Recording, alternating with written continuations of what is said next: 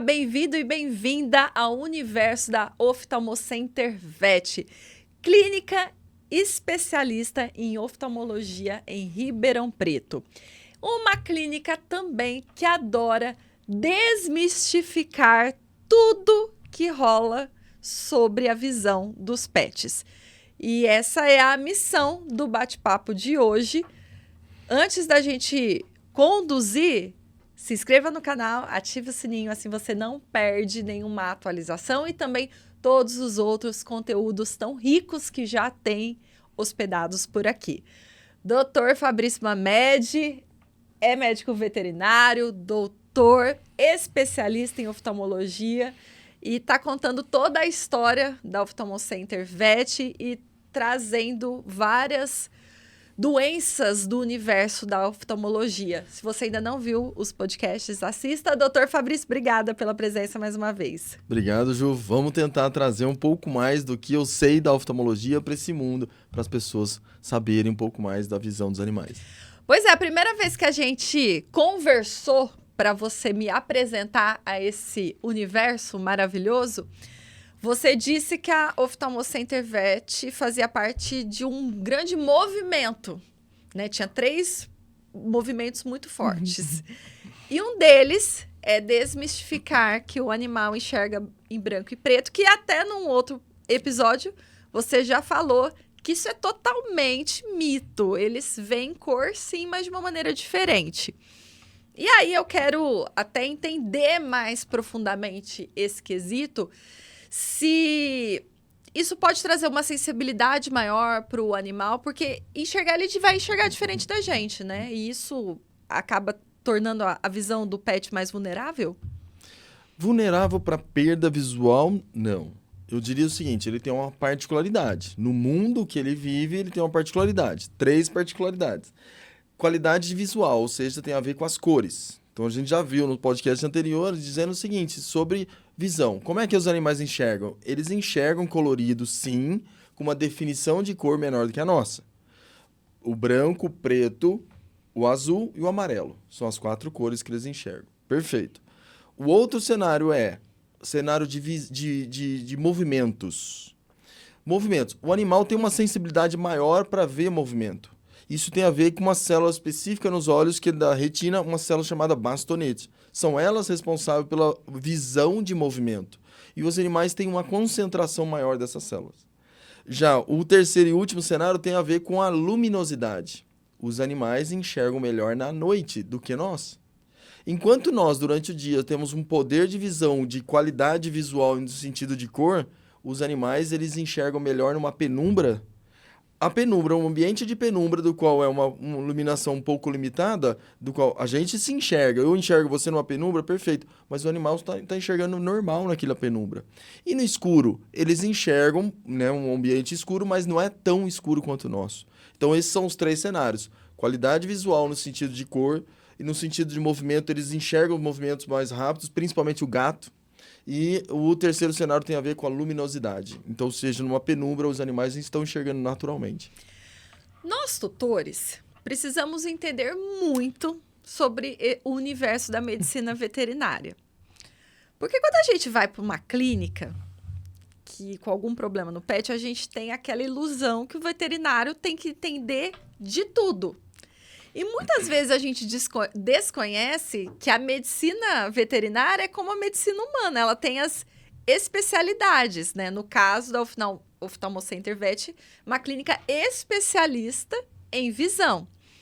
E um dos movimentos também que vocês promovem é de fato, difundir para o tutor que realmente existem especialistas no assunto para cuidar do animal. É bem por aí. Esse movimento é um movimento que eu já venho fazendo há muitos anos, desde assim que eu me formei como veterinário. O objetivo aqui era alertar o veterinário dizendo, existem os especialistas para tratar algumas doenças. Então, por exemplo, vou citar algumas doenças específicas do qual só o especialista é capaz de fazer o tratamento. Catarata.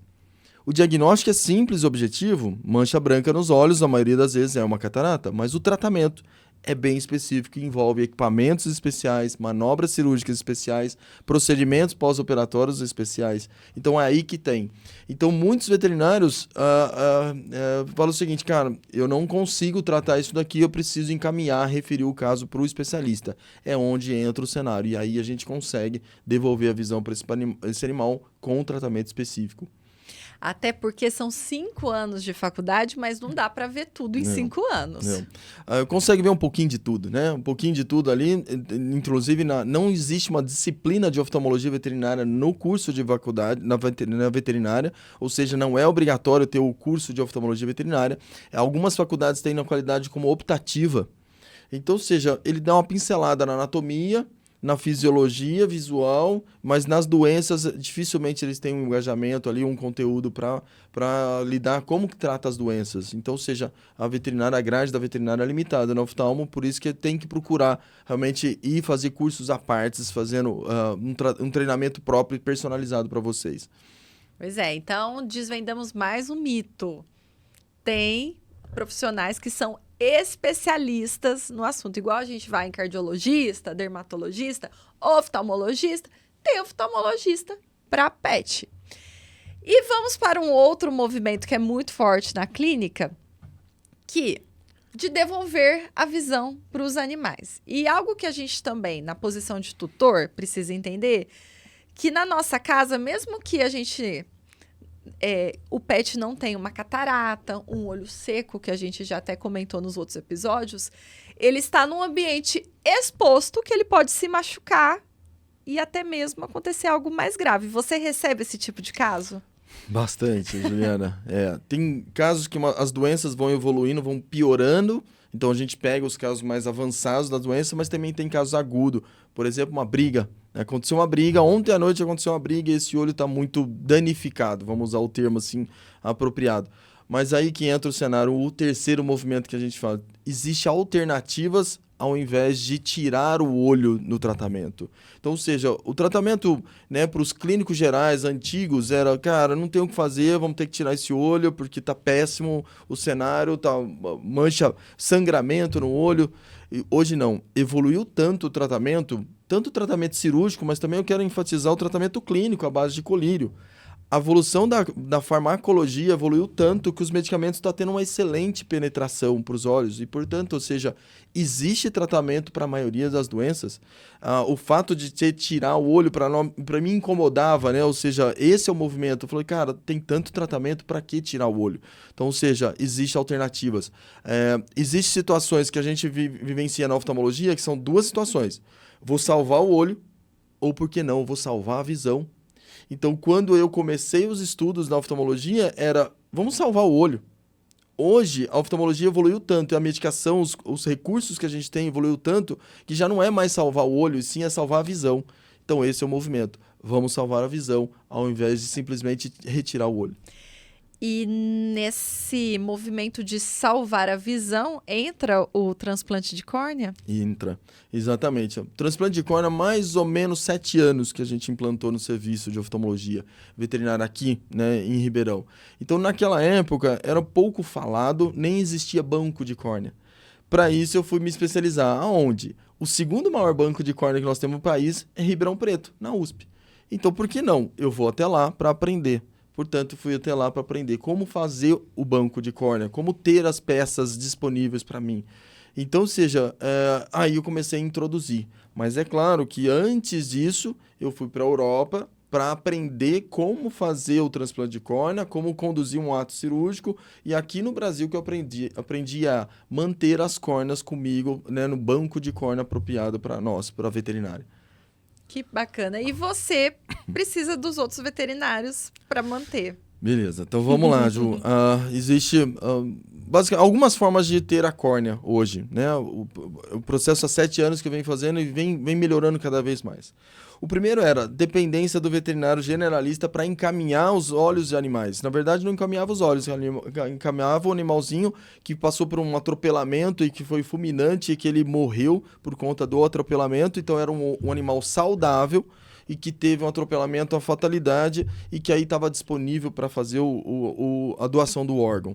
Bom, então, ou seja, tinha um veterinário envolvido para fazer uma triagem, Existia um proprietário por trás que ele que me autoriza a coletar esses órgãos, na verdade a córnea, para doação.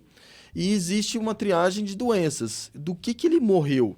Se alguma doença, tirando o atropelamento, mas vamos supor uma neoplasia, um tumor que estava lastrado pelo corpo, que o animal morreu e que poderia estar dentro dos olhos, então a gente tem que descartar esses animais. Então existe uma triagem pelo veterinário generalista, existe uma doação do órgão pelo proprietário, existe uma triagem da nossa parte para saber se é viável realmente essas córneas. Beleza. O movimento começou a partir daí. Aí eu pegava esses olhos e conservava. Existe três formas de conservar esse olho. Então vamos supor que eu seja um olho de cachorro. Beleza? Passou por todas as triagens, chegou até mim. Procedimento cirúrgico de manter essas córneas intactas e em boas condições, estéreo, para poder conservar. 3 formas de conservação: congelada, meio de cultura e fresca.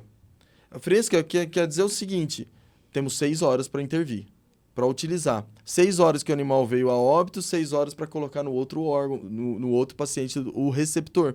Então, era tudo muito rápido, ágil. Então, esse cenário de fazer a córnea fresca era difícil. Conservado, por exemplo, em meio de cultura, na geladeira por 21 dias. Outro cenário, congelado. Congelado pode 6 a 1 ano. Então, a gente tem uma margem de utilização do produto. Beleza. Com o passar do desenvolvimento, os chineses foram lá e desenvolveram uma córnea desidratada. Pegaram a córnea de porco, ou seja, de suíno, desidratavam ela e colocavam numa embalagem estéreo e comercializava. Ainda existe ela hoje no mercado, só que ela é cara. Então, tinha que vir importar, tinha uma certa dificuldade de importação. Então, ela era viável porque a vantagem era que a gente mantinha ela conservada no armário. Simples armário, deixava lá, no momento que estava precisando de cirurgia, ia lá, utilizava ela, hidratava ela de novo, ela reativava e ficava uma córnea viável para o transplante. Hoje, o que a gente aprendeu nesse cenário é que a gente pode utilizar óleos de porco no olho do animal, do cão. Que legal. E que aí a gente não tem mais a necessidade da dependência de ter um olho de córnea de cão. Cão para cão, gato para gato. Era assim o cenário. Hoje já não. Hoje a gente pode utilizar, já foi provado de que a gente utilizando a córnea de porco no olho do cachorro, então os mesmos resultados, cicatrizes bem semelhantes, então um pós-operatório semelhante, então hoje a gente consegue ter um banco de córnea de porco, do qual utiliza-se o animal para fins de comestíveis, né, a carne, e daquele olho a gente consegue então processar ele e preparar ele para o transplante de córnea. Que interessante todo esse processo. Eu entendo pelo que você comentou. Você teve essa passagem na USP para ver o banco de córneas, mas precisou ir para fora do país. Hoje, a Oftalmocenter Vet acaba sendo uma das poucas clínicas no Brasil que oferece esse tipo de... É bem por aí mesmo. Banco de córnea mesmo, hoje, o Ribeirão que proporciona essa condição, hoje já tem outras empresas em São Paulo, capital, Rio de Janeiro, que tem elas... que tem essa possibilidade de conservação das córneas, mas foi importante assim do meu trajeto nessa área. Primeiro eu fui para fora para aprender a fazer a cirurgia de transplante e conduzir o pós-operatório, para depois eu vir para Ribeirão e aprender como que faz o banco de córnea. E aí, hoje, a gente vê é mais fácil, mais prático, principalmente nesse cenário de que não precisa mais ser de cachorro. Então, isso facilita demais. Então, pegar a córnea do porco, proporcionando para nós, isso facilita. Então, a gente consegue hoje difundir esse banco de córnea para outros cenários, até mesmo comercializando essas córneas para outros colegas, para poder proporcionar o quê? Cara, é uma cirurgia de urgência, na maioria das vezes, que usa o transplante de córnea, e que aí a gente consegue ter uma qualidade visual para o meu paciente, que nem é meu paciente, mas é a do colega. Então, a gente consegue ajudar os colegas nesse cenário também. Que legal. Resumo do nosso bate-papo. Os pets enxergam colorido. Procure sempre um médico veterinário especialista e é possível devolver a visão para os pets. Sim, é bem por aí. Esses são os movimentos que a gente cuida do nosso dia a dia. Então, obrigado pela participação, estar aqui com você, com esse bate-papo legal, interessante. Obrigada também, Dr. Fabrício. E a gente espera tê-lo mais vezes neste ambiente também para você fazer o que você adora fazer, que você ama fazer também, compartilhar conhecimento. É isso mesmo. E eu fico assim, o que que eu vou falar na próxima vez? Mande a sua pergunta para nós, para poder proporcionar essa inspiração. O que que vocês querem saber da oftalmologia veterinária? É isso aí. Obrigada, doutor. Obrigada também. A nossa série especial de videocasts da Oftalmocenter Vet termina aqui. Vamos preparar uma próxima edição. Acompanhe as redes sociais da Oftalmocenter Vet no Instagram, Facebook, TikTok. Tem também o site. Todos os links estão no descritivo desse vídeo. E até a próxima. Se tiver qualquer dúvida, qualquer situação, você já sabe com quem contar. Tchau!